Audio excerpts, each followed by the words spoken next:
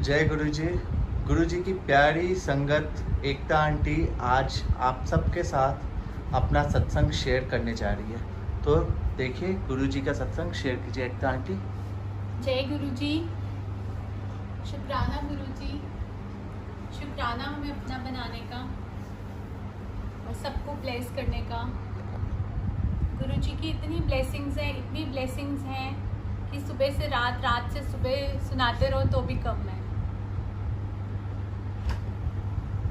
एक ऐसा इंसान जिसको कुछ नहीं आता, कुछ नहीं पता, बेवकूफ़ सी, झल्ली सी, बस जिंदगी के साथ चलती जा रही थी। सारे सत्संग गुरुजी ने जब से जिंदगी में आए हैं मेरी जिंदगी बदल के दे दी, पलट के रख दी। इतनी कृपाएं कि पल पल भी उनका शुक्राना करूं, सांस से भी उनका शुक्राना करूं तो कम है।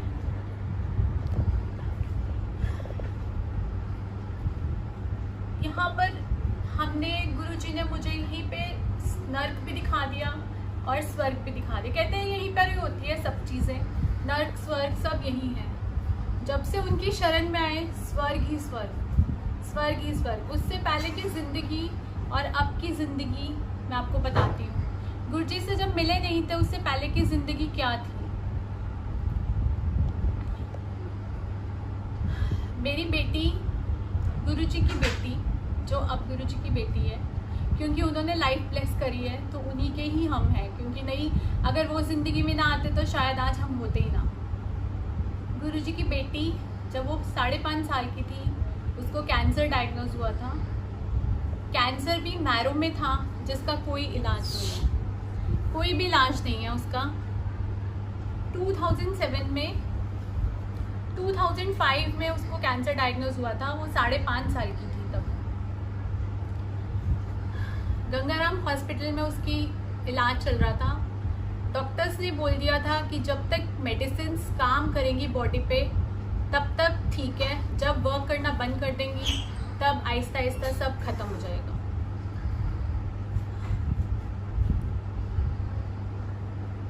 आहिस्ता आहिस्ता चलते रहे गुरुजी की। मतलब उस टाइम पे इतनी तकलीफ थी, इतनी, एक तो मेरे इन लॉज में से कोई भी खड़ा नहीं था साथ देने को, कोई साथ था ही नहीं। बिल्कुल अकेली हो गई थी मैं, बिल्कुल ही अकेली। गुरुजी ने कैंसर, जब हम हॉस्पिटल में एडमिट होती थी, ये एक महीना हॉस्पिटल में ही रहती थी। एक महीना हॉस्पिटल में रहना, मुझे बाहर सूरज देखे हुए भी एक महीना हो जाता था। हर टाइम जब थोड़े दिन होते थे हॉस्पिटल में एडमिट, हर थोड़े दिन होते थे हॉस्पिटल में एडमिट, और मैं कहती थी मेरा तो घर ही यही हो गया। गुरुजी ऐसी कृपा है कि गुरुजी के अलावा मुंह से भी गुरुजी ही निकलता है। अमेरिका से मेडिसिन आती थी, 1,64,000 की वो मेडिसिन थी, वो फेल हो चुकी थी। वो बच्चा 5.5 साल का, जिसको 5 साल के बच्चे को, 5.5 साल के बच्चे को दवाई खानी नहीं आती, वो ऐसे भर के 10 गोलियां खानी पड़ती थी उस बच्चे को। कीमोथेरेपीज होती थी, एक नस, क्योंकि अगर एक बार एक नस में इंजेक्ट कर देते हैं तो दूसरी बार उस नस वो डैमेज हो जाती है तो और कोई, तो हम इसकी पूरी बॉडी में नस से ख़त्म हो जाती थी और फिर वो अंदर से इंजेक्ट करना पड़ता था, वहीं से लेना पड़ता था। इतनी तकलीफें देखी है, इतना दुख देखा है उस बच्चे ने, हम सब ने साथ में। हमारी ये जर्नी, हम कहने को अब मैं ये सत्संग सुना दूंगी तो आधा घंटे में सुना दूंगी, 1 घंटे में सुना दूंगी, 5 घंटे में सारे सत्संग शेयर कर दूंगी, लेकिन ये हमारे सालों साल की जर्नी होती है। कितने साल हम लोगों को ये सब तकलीफें सहन करने में लगती है, वो एक पल तो हम बयान भी नहीं कर सकते। इतनी तकलीफ, इतना दुख कि आज मेरे से सुनाया भी नहीं जाता, इतनी तकलीफ सहन करी है। सारी चीज़ें, सारी मेडिसिन फेल हो गई, सारी कीमोथेरेपीज फेल हो गई, सब चीज़ें जो अमेरिका से मेडिसिन आती थी वो भी फेल हो गई, सब चीज़ें फेल हो गई। साथ में खड़े होने वाला कोई भी नहीं था। मेरे सास ससुर ने 1 साल भी नहीं इलाज को हुआ था, उसमें भी इतनी लड़ाई झगड़ा पैसों के पीछे ये वो चलता रहता था। और उसके बाद उन्होंने हाथ खड़े कर दिए, हम नहीं इलाज करा सकते, जहाँ से मर्जी कराओ। वो तो मुझे यहाँ तक उन्होंने बोल दिया था कि इसने ठीक तो होना नहीं है, इसको किसी अनाथ आश्रम में दे आओ, क्योंकि बड़ा बेटा है। उन्होंने कहा उसकी तरफ देख, उसका ध्यान दे, उसकी तरफ पैसा लगाओ, इसके लिए क्या करना है, इसको अनाथ आश्रम में दे आओ जब तक जिंदा रहेगी। मैंने कहा पापा ऐसा भी कभी होता है, कभी ऐसा भी हो सकता है कि कोई अपने बच्चे को छोड़ा है। मैं ये बोलते थे कि बंदर भी होता है ना, एक बंदरिया भी है, वो भी अपने बच्चे को नहीं छोड़ती, तो मैं तो एक इंसान हूँ, मैं कैसे छोड़ दूँ अपने बच्चे को।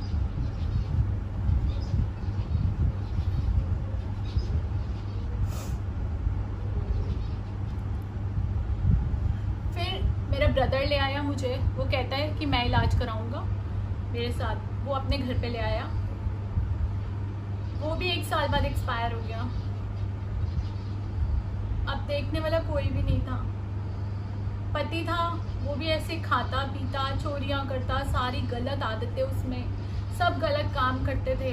जो मम्मी पैसे देती थी इलाज के लिए, दवाई के लिए, उसमें से भी चोरी करके ले जाने, और कभी शराबें पीनी, कभी कुछ गलत काम करने।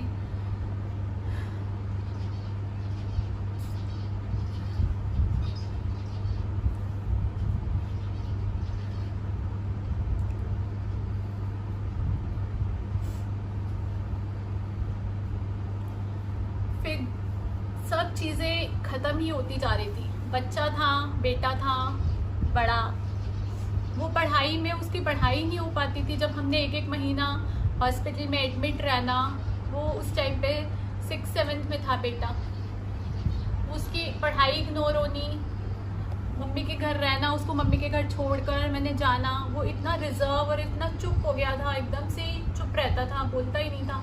वो भी इतनी सब चीज़ें सह के, देख देख के, सब चीज़ें करके, पढ़ाई में भी बिल्कुल ऐसे ज़ीरो होता जा रहा था। कोई पढ़ाई कराने वाला नहीं था, बस ट्यूशन गया, अपना ट्यूशन से आया, जितनी पढ़ाई हुई, मतलब सब चीज़ें ऐसी चल रही थी। वहाँ से हम घर से आ गए, मेरा भाई भी एक्सपायर हो गया, हमने रेंट पे घर लिया, मम्मी के घर के पास में लिया। वो घर भी ऐसा था, 2 कमरों का घर था। 2 कमरों के घर में वो बस हम उसी में रहते थे। हमारी वॉशिंग मशीन, हमारा फ्रिज पीछे ओपन में रहता था कि बारिश वगैरह आती थी, कुछ भी होता था तो वो सारी चीज़ें गीली हो जाती थी। आगे से बारिश आनी तो आगे की दीवार एकदम ऐसे गीली हो जानी कि पूरा एसी, वो सब चीज़ें गीली हो जानी, और करंट आने का डर होना। ऊपर से कैंसर का पेशेंट घर में, ऊपर से दीवारों के वजह से लीकेज होने लग जानी, इतनी तकलीफ, और पैसे भी नहीं, और कई बार तो ऐसे हो जाना कि बच्चों के लिए दूध के लिए भी पैसे नहीं होने। इतना दुख, इतनी तकलीफ सह सह के 3 साल गंगाराम हॉस्पिटल में इलाज चला है, 3-3.5 साल, और इतनी तकलीफ, इतनी दुख से सह के मैं थक गई थी।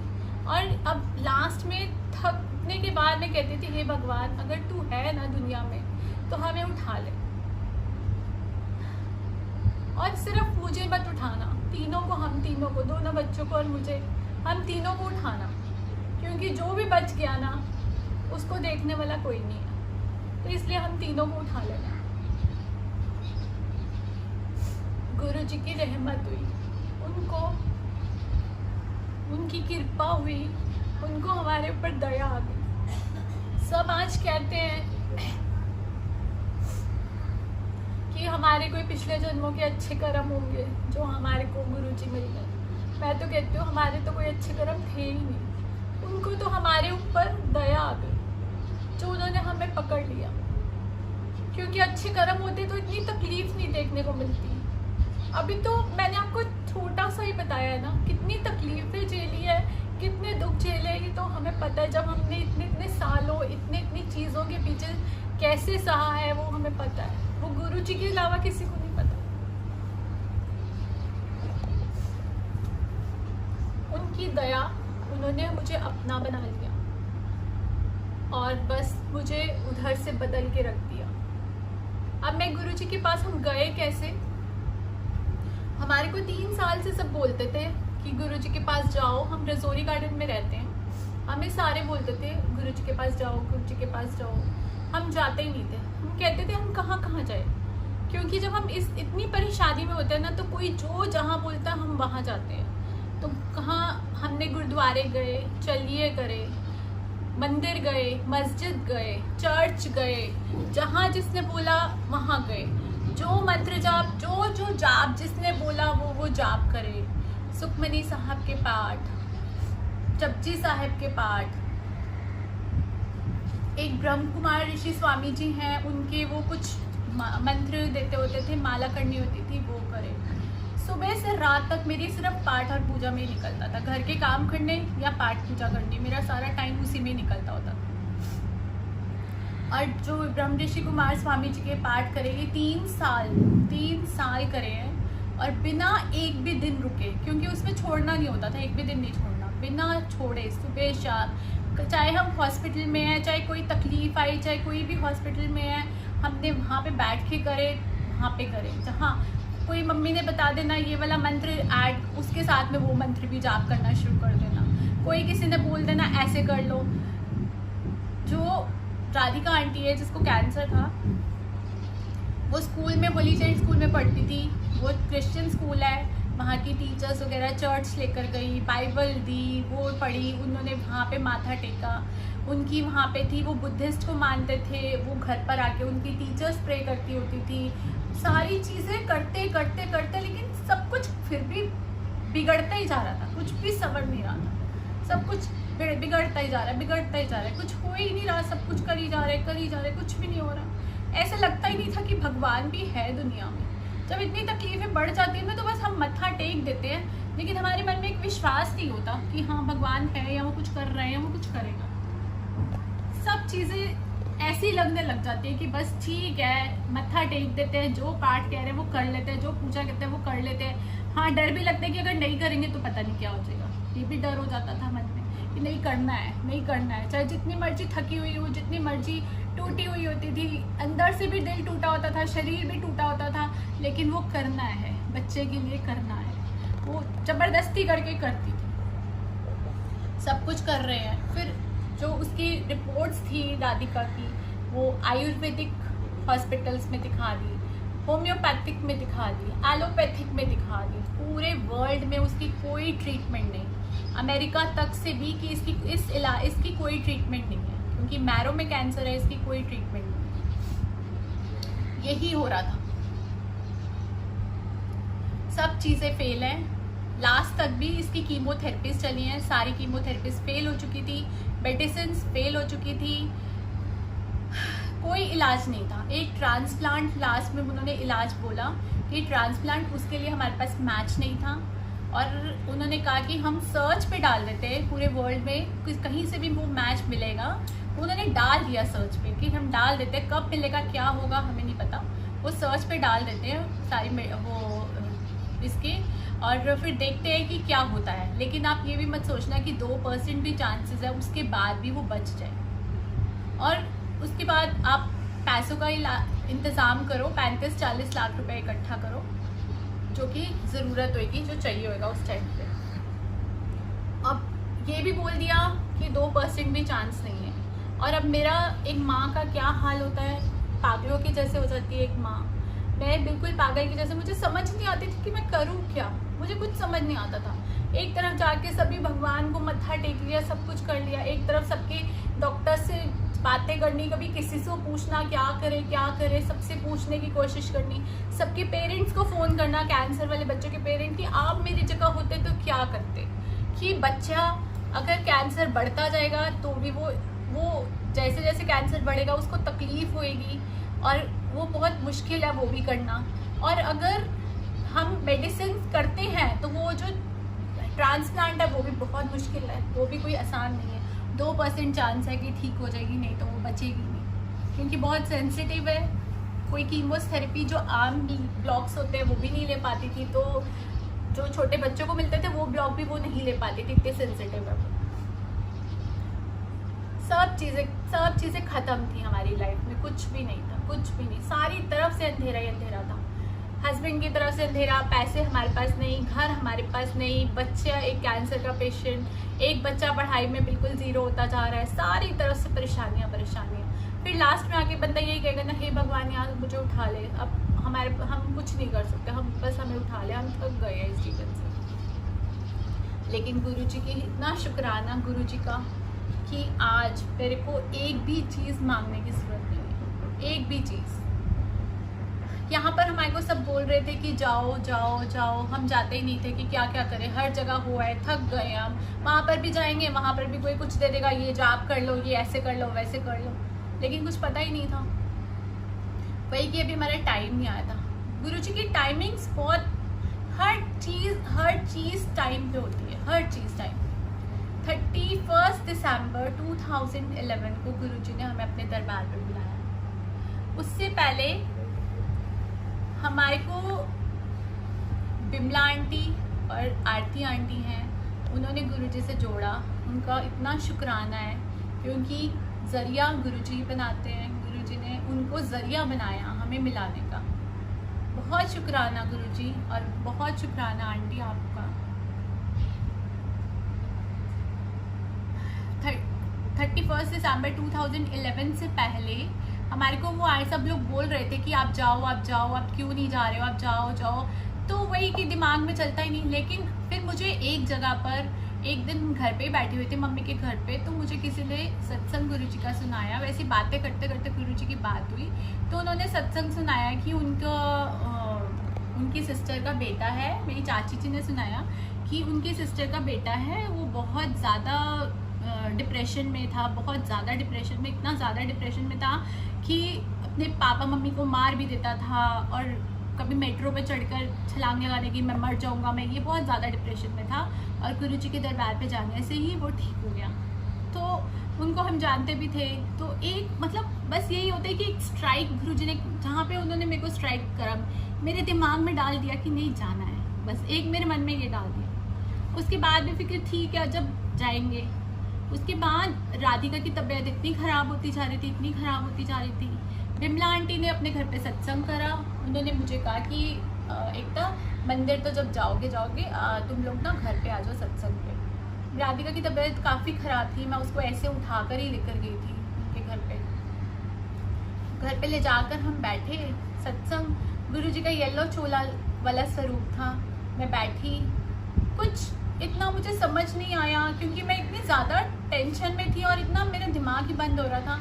लेकिन मुझे गुरुजी की आइज़ ब्लिंक होती दिखी, लेकिन उसके बाद भी मुझे कुछ ऐसा नहीं लग रहा था कि जैसे कुछ मेरे साथ अलग हुआ है या कुछ हो रहा है।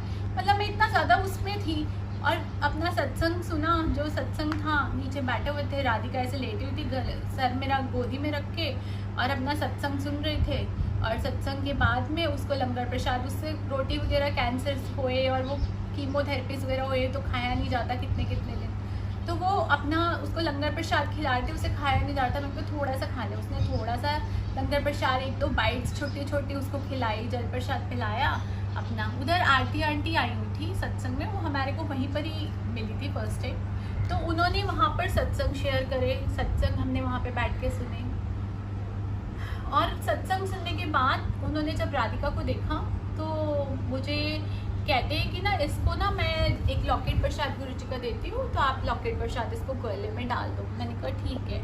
और कहते हैं उन्होंने मेरे को मैसेज दिया, ये 24 दिसंबर की बात है, आई थिंक, मेरा ख्याल है जाता है 23-24 दिसंबर की। और मुझे बोला कि इस साल का मैसेज है कि जो भी 31 दिसंबर को इस साल मंदिर जाएगा पूरा साल ऐश करेगा। तो हमारे को तो 2-3 दिन का भी नहीं पता होता था, तो मुझे तो पूरा साल ऐश करने के लिए गुरुजी ने मैसेज दिया था। तो मेरे को हो रहा था कि गुरुजी मुझे बुला लेना, बस कोई विश्वास नहीं कि आप बोलो कि मुझे विश्वास था या ये था, क्योंकि जब हम सब चीज़ें तरफ देख चुके होते हैं, सब तरफ से टूट चुके होते हैं, तो कुछ नहीं कि बस जा रहे हैं। लेकिन ये सब चीज़ें दिमाग में डालने वाले भी गुरुजी हैं। उन्होंने मेरे दिमाग में डाला था कि नहीं जाना है, बस ये जाना है। और ये 31 का एक और मैसेज दे दिया मुझे। अब ठीक है मैंने कहा। और उसके बाद हम घर आए तो राधिका आंटी है जो, उनके पॉटी में ब्लीडिंग होनी शुरू हो गई। अब ब्लीडिंग होनी शुरू हो गई तो आप मेरे को हॉस्पिटल में फ़ोन करा। उन्होंने कहा आप जल्दी से उसको लेकर आ जाओ, एडमिट करना पड़ेगा। हम फटाफट लेकर हॉस्पिटल भागे। अब मुझे लगा पहले विश्वास नहीं, कुछ नहीं। आज तो सारे कहते हैं बड़ा विश्वास होता है या विश्वास करते हो, लेकिन जब हम जाते हैं उस टाइम हमारे को विश्वास नहीं होता। ये विश्वास दिलाने वाले भी गुरु जी हैं। ये आहिस्ता आहिस्ता आहिस्ता आहिस्ता हमारे में विश्वास दिलाते हैं, जब उन्होंने हमें सबको अपना बनाना होता है। और वो जिस को चूज़ करते हैं अपना बनाना, मैं कहती हूँ थैंक यू गुरु जी, आपने हमारे को चूज़ किया अपना बनाने के लिए, आपका बहुत शुक्राना है। उसके बाद अब उसको एडमिट करा हॉस्पिटल में, एडमिट करा तो अब एडमिट हो जाते हैं तो पता नहीं कब छुट्टी होएगी। अब मुझे यही लगी जाए कि गुरुजी हम कैसे आएंगे मंदिर, अगर छुट्टी नहीं मिलेगी तो हम 31 को कैसे मंदिर आएंगे, बस यही लग रहा था। जहाँ तक मेरा ध्यान है, अब ख्याल में मेरा ख्याल है कि हमारे को शायद से 29 दिसंबर को डिस्चार्ज मिल गया या 30 को डिस्चार्ज मिला और 31 को हमने मंदिर आना था। और गुरुजी ने हमारे को 31 दिसंबर 2011 को मंदिर बुलाया। हम मंदिर गए न्यू ईयर पे, और जब वहाँ देख के ऐसा लगा कि बस कहाँ आ गए, कुछ पता नहीं, कुछ दिमाग नहीं, क्योंकि मैं चलता ही नहीं था, दिमाग तो बंद ही हो चुका था ना इन सब चीज़ों से। बस वो जो दिख रहा था सब चीज़ें, गुरुजी के दरबार पे गए, माथा टेक के मैंने कहा गुरुजी सारी दुख तकलीफ़ें सारे कहते मांगना नहीं। मैं कहती हूँ मैं क्या क्या मांगूंगी, मेरे पास तो कुछ भी नहीं है, क्या क्या चीज़ आपसे मांगूंगी। मैंने कहा मैंने तो अपनी सारी पोटली में अपनी सारी दुख तकलीफ़ें रखी और उसको गांठ लगा के आपके पास रख दिया। अब आप जानो इसका क्या करना है, इसको कैसे करना आप जानो। बस वो करके अपना मत्था टेका, लंगर प्रसाद देखा, वहाँ के नज़ारे देखे। मंदिर के नज़ारे तो वैसे ही देखने वाले, ऐसे लगता है स्वर्ग में आ गए। और जब हम इतनी तकलीफ में, इतने टूटे हुए होते हैं, और जब हम वहाँ पे एक कदम रखते हैं और वो जो वाइब्रेशंस हमारे अंदर आती हैं कि ऐसा लगता है कि बस इससे बाहर तो हम कभी जाएं, क्योंकि बाहर आके फिर वही दुख तकलीफ दर्द था, तो लगता ही नहीं था कि बस वहाँ पर। और हमने वहाँ पर अपना लंगर प्रसाद खा के सब गुरुजी की इतनी ब्लेसिंग्स, इतना उन्होंने हमें ब्लेस करा कि वही कह रही हूँ कि आज हमारे पास कुछ भी ऐसा नहीं है कि मैं बोलूँ कि मुझे मांगना पड़ेगी, मुझे ये चाहिए। गुरुजी ने अपना बना लिया।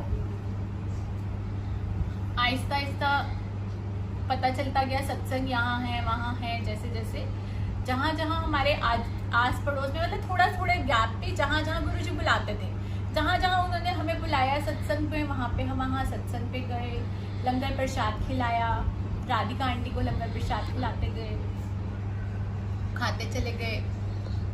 जो कैंसर सारी दवाइयों के बाद, सारी मेडिसिन के बाद, कीमोथेरेपीज के बाद, सब चीज़ों के बाद बढ़ता ही जा रहा था, कम नहीं हो रहा था। और इस पीरियड में डॉक्टर्स ने कहा कि मेडिसिन के साइड इफ़ेक्ट बहुत हो रहे हैं, जो ये खा रही है तो उसको डोजेस कम कर दी, सारी डोजेस हाफ डोजेस कर दी। और मेरे को और डर लगने लगा कि अब ये कैंसर पहले ही इतना बढ़ता जा रहा है, मेडिसिन के साथ में ही बढ़ रहा है, तो अब क्या होगा। लेकिन गुरुजी के अपना जा रहे हैं, और कोई विश्वास कहे कि विश्वास था, विश्वास नहीं, बस गुरुजी भेज रहे थे और हम जा रहे थे, अपना प्रसाद खा रहे थे। दिमाग चलता नहीं था, जो जैसा कहता था वैसे कि ठीक है चलते जा रहे थे। अपना सारे प्रसाद खा के 1 महीने बाद 31 दिसंबर को हम गए थे। 30 जनवरी को इसका फिर से टेस्ट होना था, जो इसकी रिपोर्ट 0.5% कैंसर की आई, जो कि बढ़ता जा रहा था। वो कैंसर की रिपोर्ट 1 महीने में 0.5% गुरुजी की कृपा से। शुक्राना गुरुजी, आपका लाखों बारी करोड़ों बारी शुक्राना। उस रिपोर्ट से पहले 15 दिन पहले मुझे पता होता था ना टेस्ट होना, मेरे रोटी खानी बंद हो जाती थी, इतनी घबराहट होती थी। और मैं कहती थी भगवान जी पता नहीं मैंने कौन से कर्म करे हैं, पता नहीं किसको कितनी तकलीफ दी है, किसी को पिछले जन्मों में कितना दुख दिया है कि मेरी ये घबराहट कम ही नहीं होती, हर टाइम घबराहट इतनी घबराहट रहनी। और वो टेस्ट से पहले और टेस्ट में रिपोर्ट आने के बाद तक, मुझे जब तक रिपोर्ट मेरे हाथ में नहीं आती थी तब तक मेरी घबराहट ही नहीं खत्म होती थी, इतनी घबराहट होती थी। और गुरुजी का शुक्राना, गुरुजी आपने इतना ब्लेस करा, हमारे को इतना ब्लेस करा। एक और वो बताती हूँ मैं, बीच में हम एक बार सत्संग पे गए, छोटे छोटे सत्संग तो बीच में गुरुजी कराते ही रहते थे। अब एक सत्संग में गए, वो कोई पार्क में हुआ था सत्संग। तो वहाँ पे सत्संग के बाद में हमारे को जैसे फ्लावर्स डिस्ट्रीब्यूट करते हैं, फ्लावर्स लेने, तो हम आज्ञा लेने गए। तो फ्लावर्स बहुत सुंदर सुंदर पड़े होते हैं गुरु जी के दरबार में, तो वैसे इतने इतने सुंदर सुंदर फ्लावर्स ये वो, तो वो सबको एक एक फ्लावर दे रहे थे, जिसको जो दे दिया दे दिया। तो अभी हम जाना स्टार्ट ही हुए थे, तो जैसे ही हमने गए तो एक आंटी ने मुझे फ्लावर दिया, तो वो ठीक था। मैंने कहा आंटी वो वाला फ्लावर नहीं मिलेगा। तो आंटी ने मुझे बोला कि आंटी आपको गुरुजी ने ये ब्लेस करके दिया है, क्या पता आपको इसके अंदर इतनी ब्लेसिंग्स हो जो उस फ्लावर में ना हो, आपको गुरुजी ने ये वाली ब्लेसिंग्स देनी है जो उस फ्लावर में नहीं थी। मैंने कहा हाँ जी आंटी, थैंक यू आंटी। तो गुरुजी ने मेरे को एक मैसेज दिया कि जो भी मैं देता हूँ उसकी सुंदरता मत देखो, वो तुम्हारे लिए कितना ब्लेस्ड है, तुम उस चीज़ को देखो। तो गुरुजी हमारे को साथ साथ अपनी जर्नी में समझाते भी जाते हैं कि जो मैं कर रहा हूँ वो तुम्हारे लिए अच्छा है। आहिस्ता आहिस्ता आहिस्ता आहिस्ता गुरुजी बहुत हर चीज़ पे हमारे काम करते हैं, हमारे मन के ऊपर, हमारे तन के ऊपर, हमारी सोच के ऊपर, हर चीज़ पे हमारी जर्नी चलती है साथ साथ में। तो गुरुजी ने वो हमारे मेरे को एक मैसेज दिया और मुझे समझाया, थैंक यू गुरुजी। उसके बाद में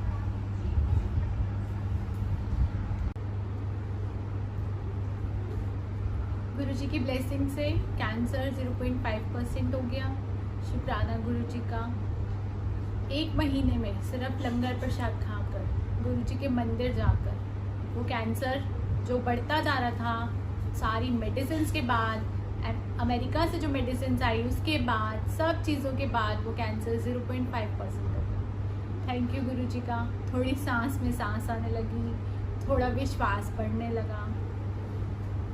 एवरी 3 मंथ्स बाद ये टेस्ट होते थे। जनवरी में हुआ, उसके बाद मार्च अप्रैल में होना था। पता नहीं क्या हुआ, टेस्ट करवाने गई। ये टेस्ट जो रेगुलर 3 साल से हो रहे थे, मैं वो टेस्ट करवाने गई हूँ, वो टेस्ट ही मैं गलत करवाई। उसमें कुछ आया नहीं, उसमें यही आया कि जो मैं करवाना था उसकी जगह दूसरा वाला करवा दिया था, वो कैंसर का ही था, उसमें कुछ नहीं आया, सब नेगेटिव। ठीक है, चलो जी। अब डॉक्टर ने कहा क्योंकि ये वाला टेस्ट 6000 रुपीज़ का होता था, तो उन्होंने कहा कोई बात नहीं, अभी आगे चलने दो ऐसे ही, ठीक है, जैसे चल रहा है इसको चलने दो, ठीक है। अब आगे हम चलते गए। एक पीरियड ऐसा आया अक्टूबर की बात है, सितंबर की बात है, ये सितंबर से अक्टूबर के बीच मंथ्स की बात है 2012 की। तो राधिका को जब भी ये मेडिसिन खाती थी, इसको ना फीवर हो जाता था। फीवर होते ही इनको फटाफट से एडमिट करना पड़ता हॉस्पिटल में। तो इसको फटाफट से हॉस्पिटल में एडमिट किया, एडमिट करा, डॉक्टर्स ने मेडिसिन वगैरह दी। तो उस पीरियड में क्या होता था, जो कैंसर की मेडिसिन होती थी उसको बंद कर देते थे। तो कैंसर की मेडिसिन को उन्होंने बंद कर दिया, 15 डेज़ के लिए, 20 डेज़ के लिए बंद कर दिया। उसके बाद फिर जब खाना शुरू करा, 4-5-6 दिन बाद फिर इसको फीवर हो गया, फिर वही हुआ, फिर खाने लगी, फीवर हुआ, फिर हॉस्पिटल में एडमिट करा गंगाराम में। उन्होंने फिर इसको ऐसे ही करा, 15-20 दिन, 2-3 दिन में ठीक हुई, 15-20 दिन के लिए मेडिसिन बंद करी। उसके बाद 4-5 दिन बाद फिर मेडिसिन स्टार्ट करी, फिर थर्ड टाइम फीवर हो गया। अब ये काफ़ी टाइम, 1.5-2 महीने ये मेडिसिन जो कैंसर वाली थी वो बंद रही। अब डॉक्टर ने मुझे थर्ड टाइम जब हम एडमिट हुए तो डॉक्टर ने मुझे बोला कि ना इसको अब जल्दी से कल छुट्टी नहीं होएगी, कल परसों अभी इसको एडमिट करना पड़ेगा, सारे टेस्ट करके देखते हैं कि ये मेडिसिन क्यों नहीं खा पा रही है कैंसर वाली, तो क्योंकि ये बहुत इंपॉर्टेंट मेडिसिन है। तो मुझे तो ये होता था कि अब थोड़ा गुरुजी के ऊपर हो गया था कि नहीं, जो गुरुजी कर रहे हैं अच्छा कर रहे हैं क्योंकि बीच में आपको और सत्संग में अलग अलग सुनाऊंगी ये एक राधिका से लिंक, और जो गुरुजी बीच बीच में मेरे साथ करते रहते थे उसके कारण स्टेप बाय स्टेप ऊपर चढ़वाते रहते थे और हमारा विश्वास पक्का करते जाते थे। अब हम वहाँ उस टाइम पे गए तो मैंने कहा ठीक है, डॉक्टर को बोलिए ठीक है। तो उस टाइम पे ना मंदिर से गुरुजी ने लंगर प्रसाद गंगाराम हॉस्पिटल में 2 दिन भेजा राधिका के लिए, राधिका आंटी के लिए। तो वहाँ पर वो खा रही थी प्रसाद। तो अब रात हुई, डॉक्टर से जब बोला कि अभी जल्दी छुट्टी नहीं होएगी, उनको होता था कि पैसे नहीं है तो अपना पैसे का इंतज़ाम कर लेंगे, सब कुछ कर लेंगे। मैंने कहा ठीक है, डॉक्टर को बोल दिया। अब रात को राधिका वेट कर रही, 10:30 के करीब बज गए होंगे, रात को वेट कर रही राधिका कि ना लंगर प्रसाद नहीं आया क्योंकि ये हॉस्पिटल का खाना खाती नहीं थी, इसको अच्छा नहीं लगता था कि, और लंगर प्रसाद की वेट कर रही थी कि लंगर प्रसाद नहीं आया। मैंने राधिका को बोली, मैं कहा खा ले यही वाला खाना जो है वो खा लो बेटा, कि पता नहीं कब आएगा नहीं आएगा, कोई इधर को आता होएगा तो कोई संगत यहाँ पर गुरुजी भेजेंगे किसी संगत के हाथ में प्रसाद, अगर इधर को कोई ऑन द वे होएगा उनका गंगाराम की तरफ से, तो हम यही सोच रहे। तो ऐसे ना ये चावल के दाने ऐसे उठा के खा रही थी बेतुके मन से, बस ऐसे खाई जा रही थी और वो खा रही थी। और खाते खाते